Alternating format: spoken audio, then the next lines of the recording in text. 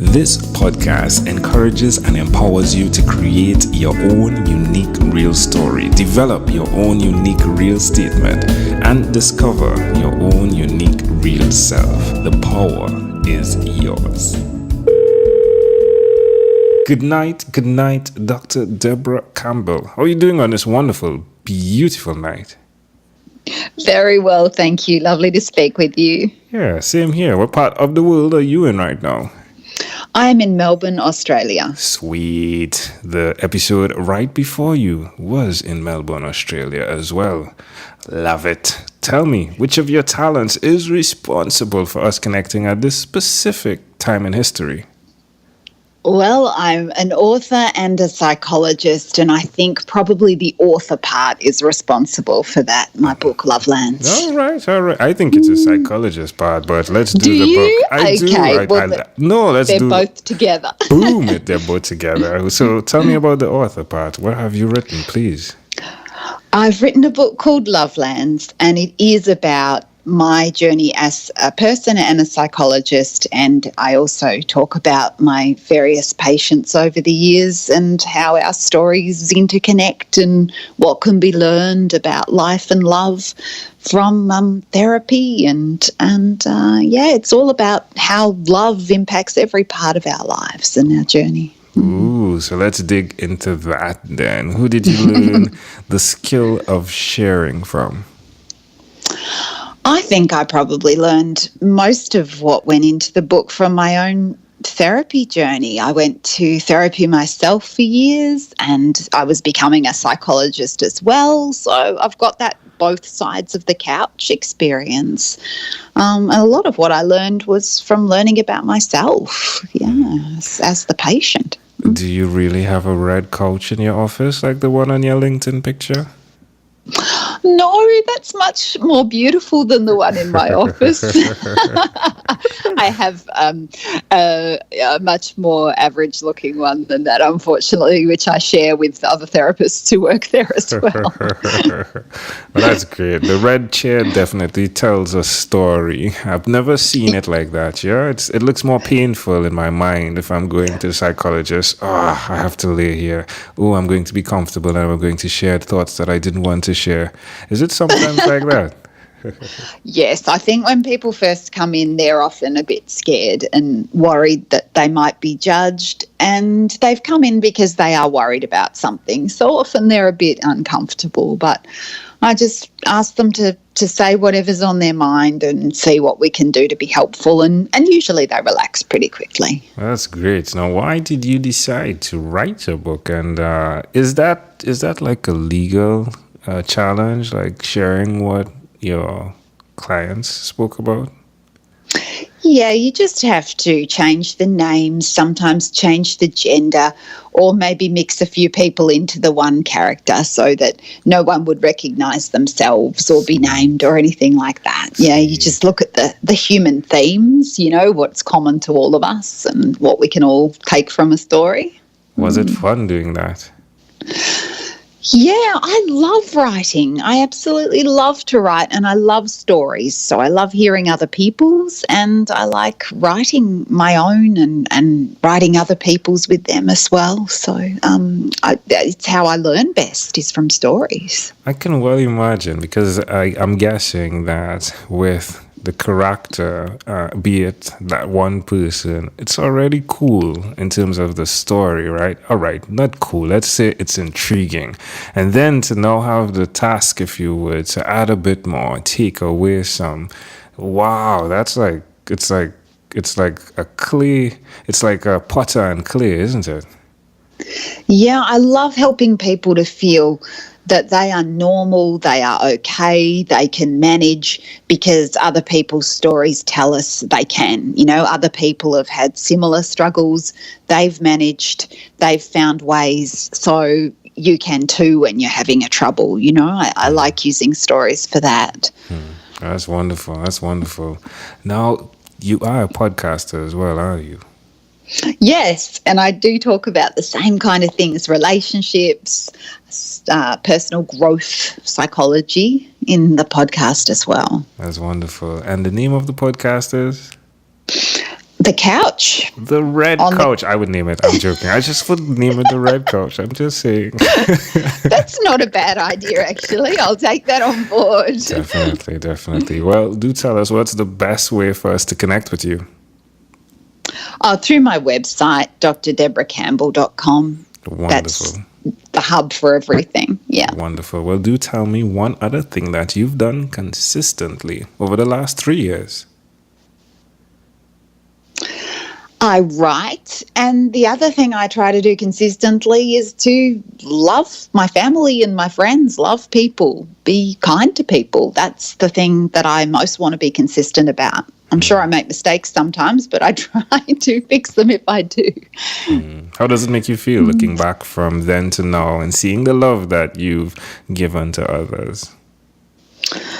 Well, I think it's the most important thing in life is to feel loved and to be loving to others. And I think if we do that, we're least likely to have regrets at the end of days, because it's doing what I believe is the most important thing that gives us the most meaning. I totally agree with you. Suggest to someone else listening why they should do it as well. Well, there's even research behind it now. You know, the longest study of a group of people by Harvard University has found that the greatest contributor to longevity and good health over the long term of life is good relationships. So it's having connected, supported relationships with either friends, family, or a partner or community. It's that sense of love and being loved that actually has massive health implications.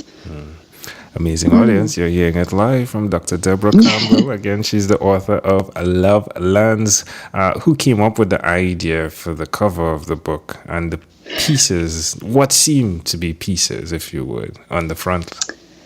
Yeah, it's like a map on the cover, because Lovelands, obviously, it's the metaphor is a map of our inner world, but it looks like a topographical map on the cover, and that was the publisher's idea, Hardy Grant, not mine. That's wonderful. All right, let's switch gears for a moment now. Let me invite you into my time machine that is surrounded with beautiful, warm, blue Caribbean water. Debra, what's your earliest childhood memory?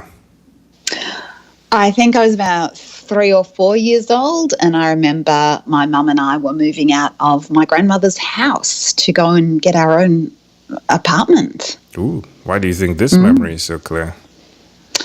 Because it was such a big change. Mum and Dad split up when I was little, and this was a really huge change. And at the time, I didn't really understand what was going on, but it was very odd to move out from Grandma's. How do you see that memory connecting to who you are today? That split up of my parents did have a big impact, for the main reason that I didn't see Dad hardly at all for my childhood, and that had a really big impact on my relationships with men, not really understanding what a loving relationship with a man was like ideally, because I didn't have that role model of my dad. That's intriguing. Wow. Yeah. It's intriguing how it's connected, the pieces, even in the puzzle of the book cover, right? And how that helps or not help. It's never like a smooth road, isn't it? Like, folks, so the book cover has like dots, like pieces of puzzles that look no way connected, but I guess they are important and connected, right? But it's really intriguing how love is something like that, isn't it? Like, you have to jump over something that's challenging to get to the other side most times. It's never like let's just walk across the paved path, isn't it? Yes, I think we all have our ups and downs. We have some scars from things that don't go right. You know, no one has everything go perfect in life. We have some scars, and we can trip over them unless we kind of know a bit about where they are. They can be like, I see them as faults in our landscape on the inside, and that doesn't have to be a bad thing. It's just they're tripping hazards unless you know where they are and watch out for them and be careful around them. And then they can become really beautiful monuments in your landscape. But, they can trip. They can trip you if you don't know where they are. Love that. But sometimes you can trip and fall into love as well, yeah? Yes, it can be a good fall. Yes, it can be a good fall. Painful, but a good fall. I love that. All right. If we fast forward to when you were 12 years old, what was your favorite song? I think it was David Bowie, Ashes to Ashes. It was so strange and so new.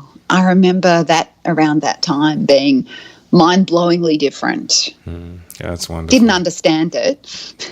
Yeah. All right, my friend. Well, we've arrived at our destination, but before we get off of this time machine, there's a small declaration form, so it's yes or no. We're going to move pretty quickly here. Are you ready? Yes. Dr. Campbell, have you chosen someone to pass on your skills to? Yes. Are you married? Yes. Do you have children? Yes. Do you believe in God? My own version. Do you have an inner circle of friends? Yes. Do you watch TV for more than 3 hours a day? No. How about 3 hours a week? Yes. What about screen time, the phone and the computer? Is it more than 8 or less than 8 hours a day? Less. All right. If you had to share with us your own unique real statement, a statement that represents who you are, Debra Campbell, what would you say that is? Love is a verb. Love it. Debra, this was such a great pleasure. Before you leave, is there anything else you'd like to share with our amazing audience? Thank you so much for having a talk today. It's been beautiful, and connect with me online. I'd love to hear from you. Dr. Debra Campbell, thank you for being on What is Inspired by 12-Minute Convos with Angel Jones. This segment has been brought to you by Amazel Enterprise.